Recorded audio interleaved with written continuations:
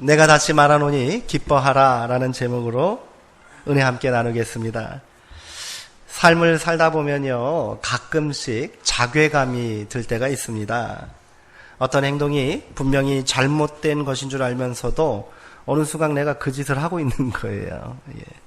또 반대로 당연히 그리해야 마땅한데 이런저런 자기 변명으로 얼렁뚱땅 넘어가는 위선적인 내 모습을 볼 때 또 그러합니다.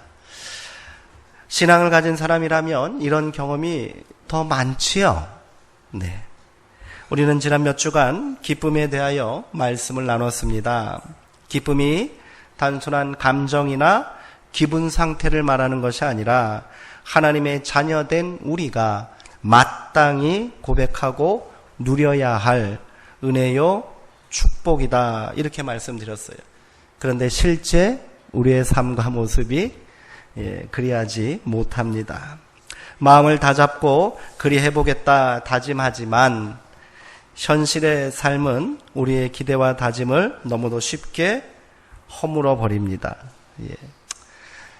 쉽게 말해서 주일 말씀을 통하여 예배를 통하여 큰 은혜 받고 기쁨이 충만해서 교회 문을 딱 나갔는데 앞에 쉥 하니 차 한 대가 지나가면 저희 이렇게 되는 게 또 우리의 삶이잖아요. 저 역시 마찬가지입니다. 말씀 안에서 기쁨의 이유를 찾아야 한다고 그렇게 힘주어 몇 주간 강단에서 선포했는데 막상 현실의 삶에서는 어땠을 것 같으세요? 너무도 쉽게 흥분하고 또 분노하는 제 모습을 발견했습니다. 날씨가 더워서 짜증나고 정치가 개판이라서 화가 납니다. 아무리 노력해도 나를 둘러싼 현실의 삶은 변할 것 같지 않아 또 절망합니다. 더 심각한 것은 이 분노의 화살을 애꿎은 사람들에게 돌린다는 거예요. 지난 주간 동안 제가 화나고 짜증나서 제일 피해본 사람이 누구겠어요? 무서워서 우리 아내한테는 제가 못하고 우리 조그만 애들한테 네. 그렇습니다. 이런 제 모습을 보고 있노라면 자괴감이 밀려옵니다. 내가 과연 목사 맞나?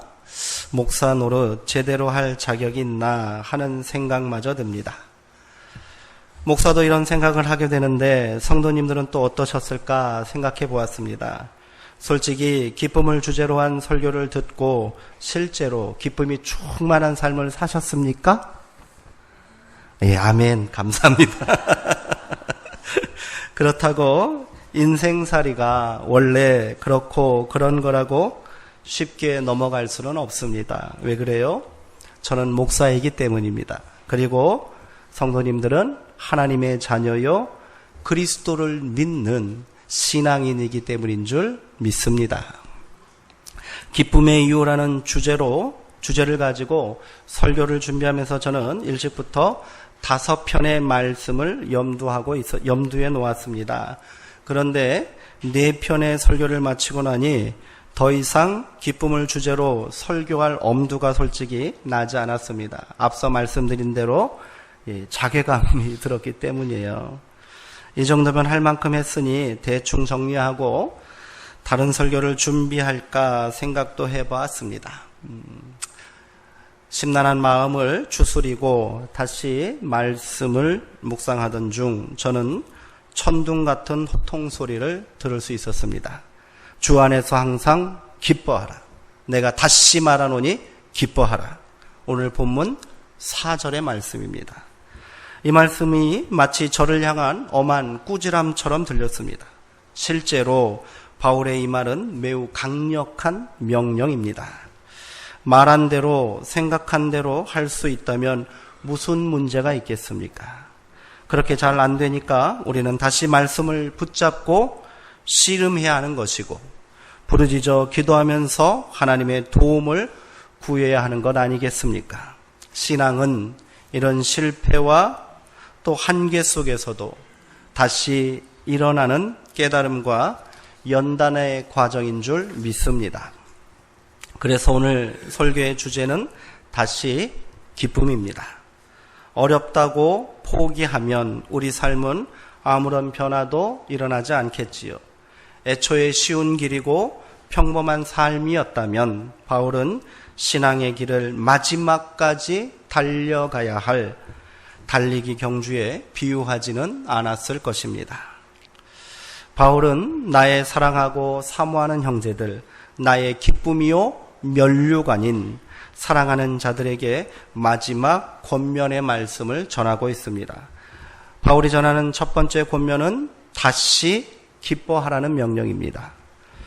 그런데 이런 생각을 해봤습니다. 왜 바울은 이토록 기쁨에 집착하는 것일까요? 감옥에 갇혀있는 자신의 처지도 그러하거니와 빌립보 교회 성도들의 사정도 별반 좋아 보이지 않습니다. 우리 삶이 다 그렇잖아요. 지금 바울 자신이나 성도들에게 필요한 권면은 위로와 소망과 인내가 더 어울릴 것 같은데 바울은 다시 기쁨을 말하고 있습니다. 바울이 기쁨에 대하여 얼마나 강조하고 있는지 4절의 말씀을 다시 한번 눈여겨보시기 바랍니다. 주 안에서 항상 기뻐하라. 내가 다시 말하노니 기뻐하라. 네. 주 안에서 기뻐하라는 말이 옳은 말이라 치더라도 어떻게 항상 기뻐할 수 있단 말입니까? 이 말씀은 어떻게 생각하십니까? 미치지 않고 어떻게 항상 기뻐하며 산단 말입니까? 예수만 잘 믿으면 인생살이에서 누구나 경험하게 되는 불행이나 실패가 저절로 피해간단 말입니까? 예수 잘 믿어도 병에 걸리고요. 예수 잘 믿어도 사업에 실패합니다. 사고 당할 수 있습니다. 솔직히 말해 항상 기뻐하는 것은 불가능합니다. 어느 누구도 그렇게 살지 못합니다. 저는 바울도 그랬을 것이라 생각합니다. 반대로요, 좋은 일만 일어나도 항상 기뻐하기란 힘듭니다. 건강해도 걱정입니다. 사업이 잘 돼도 걱정이고요. 자녀 일이 잘 풀려도 걱정 아니세요? 어떤 분은 그러더라고요. 걱정이 없는 게 걱정이래요. 네. 이는 인간의 실존적 상황과 연관됩니다. 더 구체적으로 말해 우리 인간 모두가 가지고 있는 무의식 속에 자리 잡고 있는 불안 때문입니다. 불안 때문이라는 것. 이 불안의 뿌리는 어디와 맞닿겠습니까? 이 불안의 뿌리는 인간의 근원적인 불안, 두려움은 죽음에 닿아 있는 거예요. 상실에 닿아 있는 겁니다. 성경은 이를 원죄의 결과라고 말하고 있습니다. 인간이 아무리 노력해도 불안에서 벗어날 수 없습니다. 현대인들이 그렇게 많은 것들을 누리고 살면서도 좀처럼 기뻐할 수 없는 이유가 바로 여기 있는 거예요. 이만큼 쌓아놨는데 하루아침에 사라져버릴지도 모른다는 불안이 있잖아요. 건강 잘 지키고 살았는데 어느 날 갑자기 예기치 않은 사고로 쓰러질지도 모른다는 걱정이 우리 가운데 있어요. 그러므로 바울이 말하는 기쁨은 이 땅에서 누리는 만족과 소유에서 오는 기쁨이 아닙니다. 바울은 지금 본래의 기쁨, 근원적인 기쁨을 말하고 있습니다. 바울은 그것을 주 안에서라는 짧은 구절을 통해 말하고 있습니다. 더 이상 설명할 필요가 없다는 거예요.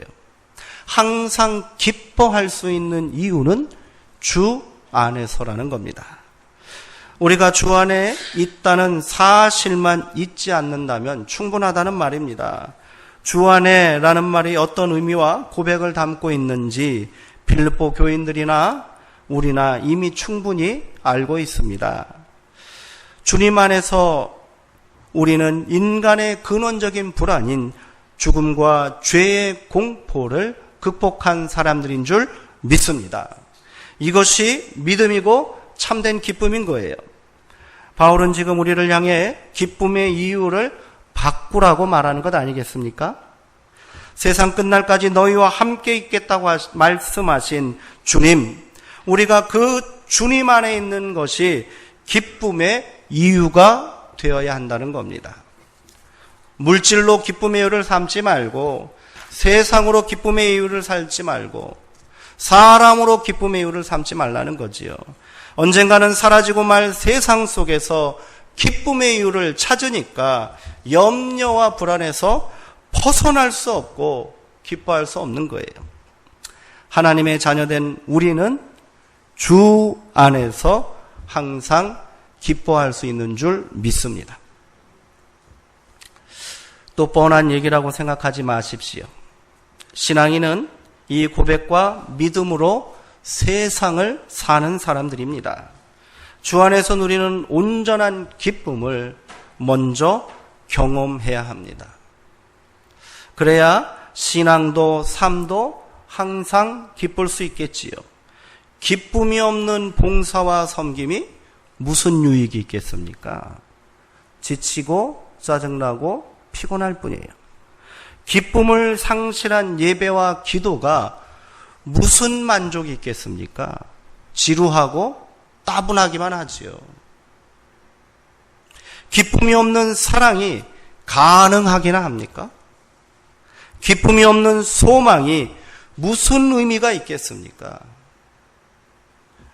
기쁨의 서신이라 불리는 빌립보서에서 바울이 마지막으로 다시 한번 기쁨을 강조한 이유가 여기 있는 것입니다. 성도님들은 지금 무엇 때문에 고민하시고 또 불안해하고 계십니까? 생각을 바꾸고 시선을 돌리시기 바랍니다. 걱정한다고 해결될 일은 별로 없습니다. 네. 아무리 잘 준비하고 대비한다 해도 순간순간 찾아오는 삶의 위기에서 우리는 벗어날 수 없겠지요. 시선을 주님께 돌리고 마음을 주님 안에 두시기 바랍니다. 그곳에 만족이 있고 기쁨이 있는 줄 믿습니다. 바울은요, 이 기쁨을 깨달아 경험했기에 자신 있게 이를 선포하고 있는 것 아니겠습니까? 저는 우리도 그랬으면 좋겠습니다. 제가 그랬으면 좋겠습니다. 우리 수정동교회 성도님들이 다 그랬으면 좋겠습니다. 경험해야 아는 거잖아요. 그저 그러려니 그럴 수도 있지 감동이 없지요. 변화가 없지요. 경험하기 바랍니다. 어떻게 하자고요? 시선을 그리고 우리의 마음을 바꾸자고 말씀드렸습니다. 세상에 두지 말고요.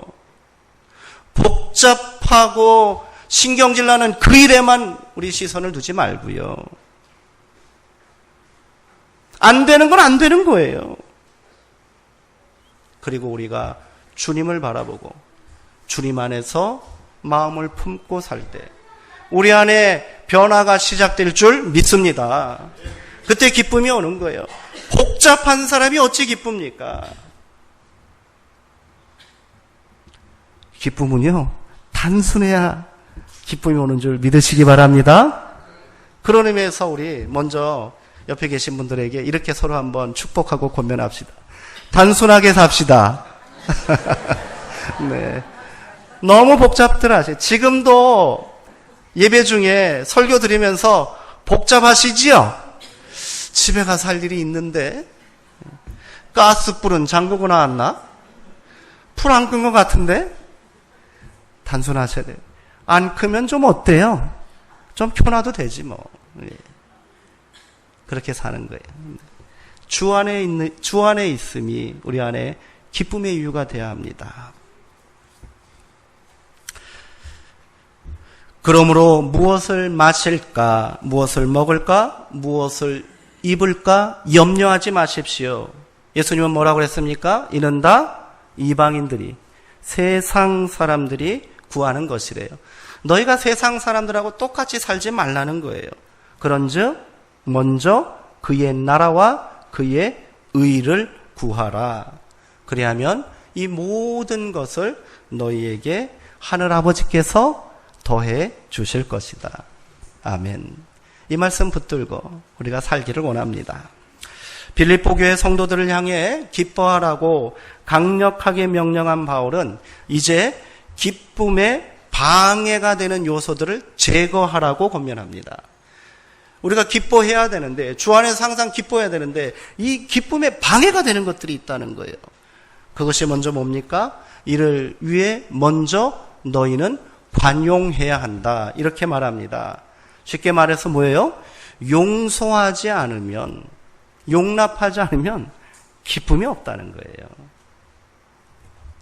성서학자 마샬은 이 관용을 남의 잘못에 대해 너그럽고 그들의 결점을 판단하는 데 있어서 인자한 태도다, 이렇게 말해요. 쉽게 말해서 뭐예요? 타인에 대해서 너그럽고 인자하다는 거예요. 성경은요, 이 관용을 또 이렇게 말합니다. 한번 따라해 보시기 바랍니다. 용서할 준비가 되어 있는 마음. 놀랍지요? 성경에서는 관용을 이렇게 해석해요. 용서할 준비가 되어 있는 마음. 단순히 너그럽고 여유로운 마음이 아니에요. 용서할 준비가 되어 있는 마음이 관용인 겁니다. 누군가를 용서하지 못하고 미움과 분노가 가득한 마음에 어찌 기쁨이 있겠습니까? 생각만 하면 그냥 불끈불끈 올라오는데 어찌 기쁨이 있어요? 바울은 문제의 본질을 지금 정확하게 지적하고 있습니다.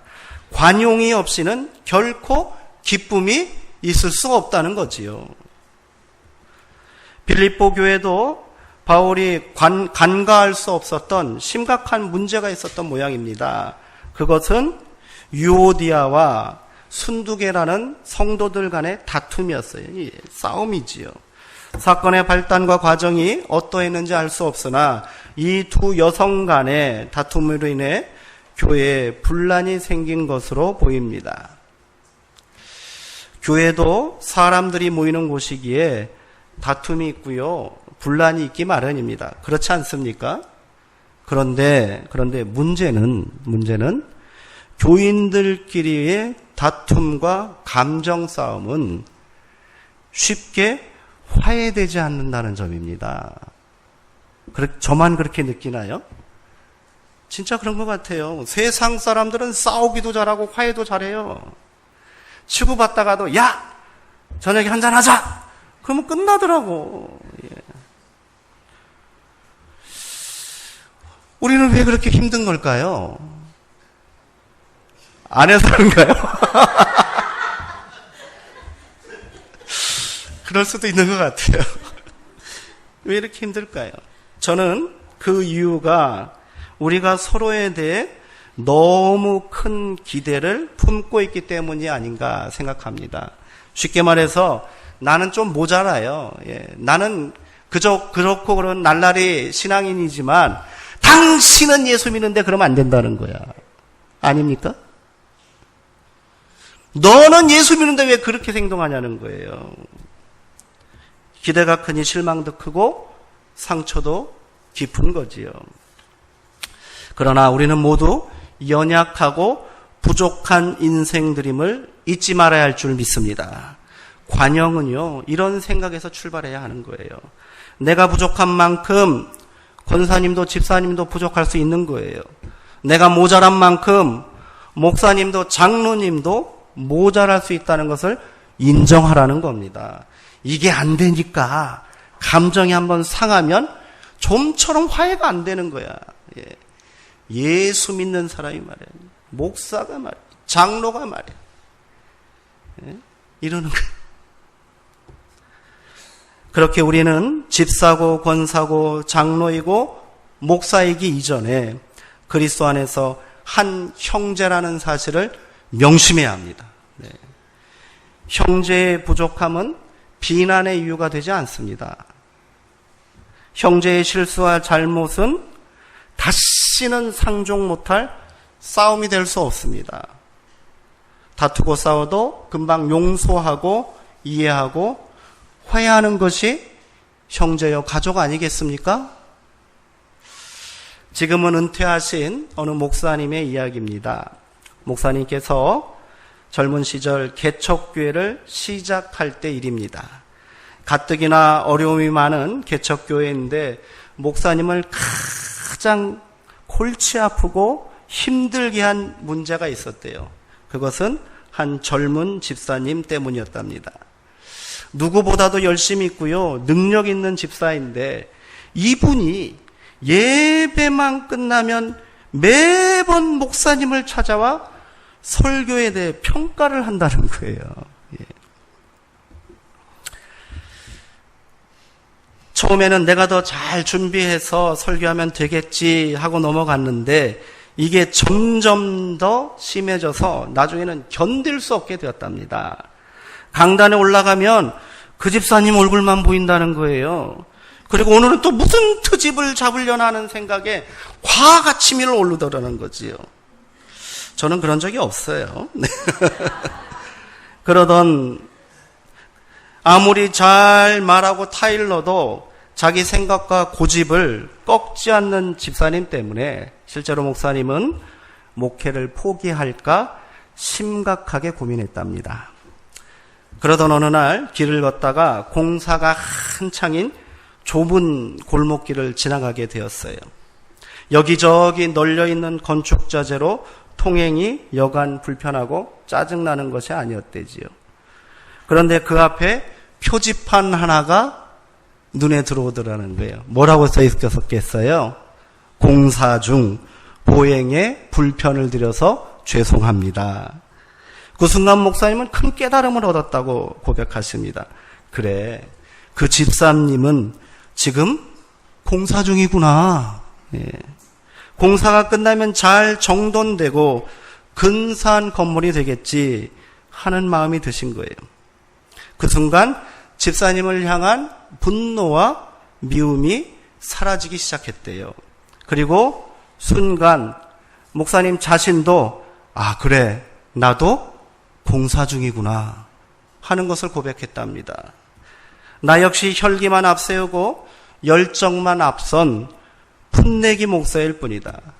나도 열심히 벽돌을 올리고 지붕을 덮을 날이 올 것이다.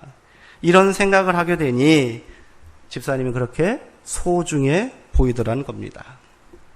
긴장함이 올라갔던 강단에서 목사님은 집사님을 향해 연신 미소를 보내는 여유를 찾게 되셨다고 고백하시더군요. 그 후로 이 집사님은 어떻게 됐을까요? 예, 여전히 목사님을 찾아와서 괴롭혔지만 그때마다 목사님은 속으로 이렇게 생각하셨대요. 아이고, 집사님이 지금 공사가 한창이구나. 많이 분주한 모양이네 하며 웃을 수 있었답니다. 이후 이 젊은 집사님은 목사님이 개척하신 교회의 1호 장로가 되셨대요. 그리고 목사님이 은퇴하실 때까지 목회를 잘 보필했다 이렇게 말씀하시더군요. 관용이란 뭘까요? 심각하게 생각하지 맙시다. 관용은 이런 것 아니겠습니까? 그렇게 서로가 아직 어수선하고 분주한, 때로는 내 보행에 방해를 주고 있는 공사 중이라고 생각한다면 그렇게 심각한 갈등도 쉽게 풀어지지 않을까요? 우리는 이 믿음의 공사를 주님이 부르시는 날까지 계속해야 합니다. 그렇죠? 네. 완공은 언제 되는 거예요? 하늘에 가서 하는 거예요. 네. 바울은 여기서 더 나아가 관용을 모든 사람이 알게 하라 이렇게 명령합니다. 교회 안에서 성도들 간에 나오는 관용이 세상 사람들에게도 어떻게 돼요? 인정받게 하라는 말입니다. 바울은 그 이유를 뭐라고 그랬을까요? 주께서 가까이 오셨기 때문이다 이렇게 말합니다. 주께서 오실 날이 가까이 되었기 때문이다 이렇게 말합니다. 관용을 통한 화해와 용서의 일을 내일로 미루지 말라는 말 아니겠습니까? 주님이 곧 오실 것인데 언제까지 증오와 미움의 마음을 품고 기쁨을 상실한 채 살려 하느냐 이런 말이지요. 그렇게 주님이 오시면 그 앞에서 뭐라고 변명할 것이냐? 이렇게 질책하고 있는 거예요. 바울은 지금 관용을 성도의 재림신앙과 연결시키고 있습니다. 사사롭게 넘어갈 문제가 아닙니다. 우리가 관용하지 못하면 온전한 구원의 기쁨을 누릴 수 없습니다. 더 나아가 우리가 관용하는 모습을 세상에 증거하지 못하면 전도의 문은 결코 열리지 않습니다. 서로를 용서하고 용납하는 관용함이 없이 누구에게 사랑을 말하고 용서를 전할 수 있겠습니까? 화해와 기쁨과 평안이 없는데 누구를 감동시키고 또 누구를 변화시킬 수 있단 말입니까? 우리 안에 전도의 문이 막혀 있다면요, 그 이유가 우리가 관용하지 못하여 여전히 미움과 증오를 품고 살고 있기 때문은 아닌가 고민해 보아야 합니다. 바로 오늘이 지금이 이 땅에서의 삶의 마지막 순간이라면 성도님들은 무슨 일을 먼저 하시겠습니까? 그저 먹고 마시는 일에만 집착하며 살 수 있겠습니까? 오늘이 마지막인데? 에이, 먹고 죽자. 그런 사람도 있을 수 있을 거예요. 예. 물질에 대한 욕망을 버리지 못하고 어떻게 하면 더 많은 것을 소유할까를 놓고 고민하시겠습니까? 조용히 지난 삶을 정리하고 마지막을 준비해야 하지 않겠습니까? 바울은 지금 그렇게 우리 가운데 질문하고 있는 겁니다. 성도의 마지막은 소멸이 아니고 영원인 줄 믿습니다. 성도의 삶은요, 이 땅에서 끝나는 것이 아니라 영원하신 하나님의 나라로 이어지는 거예요. 이것이 재림신앙이며 종말신앙인 겁니다. 성도의 삶은 이 하나님의 시간을 오늘 나의 삶 한가운데로 침투시키는 겁니다. 다시요. 성도의 삶은 이 하나님의 시간, 종말의 때가, 재림의 때가 언제입니까? 그 시간을 바로 오늘 나의 삶 한가운데로 침투시키는 거예요. 이게 성도의 삶이고 믿음입니다. 예수님은 더 적극적으로 말씀하셨어요.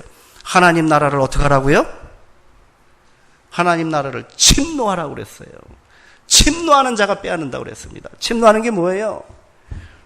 예, 굴복시키고 약탈하라는 거예요. 그렇게 해서라도 하나님 나라를 내 삶 가운데 이루라고 말씀하십니다. 막연하게 기다리지 말고 구체적으로 그 삶 한가운데로 들어가라고 말하는 것 아니겠습니까? 그 영원한 삶을 위하여 지금 나는 무엇을 해야 하겠습니까? 무엇을 해야 하겠습니까? 주님이 오실 날이 가까웠는데 나는 무엇을 준비하고 무엇을 해야 합니까? 이런 생각을 해보니 할 일이 참 많더군요. 할 일이 참 많더라고요. 무엇부터 해야 될지 잘 모르겠더라고요. 바울은 이를 아주 간단하고 단순하게 말하고 있습니다. 그것이 뭐래요? 관용입니다. 관용입니다. 그게 바로 관용이에요. 용서와 화해를 통해 주 안에서 온전한 기쁨을 누리라는 겁니다. 어떻게 하면 그리스도인답게 살 수 있을까? 어떻게 하면 신앙인답게 살 수 있을까? 너무 많은 고민하지 마시기 바랍니다.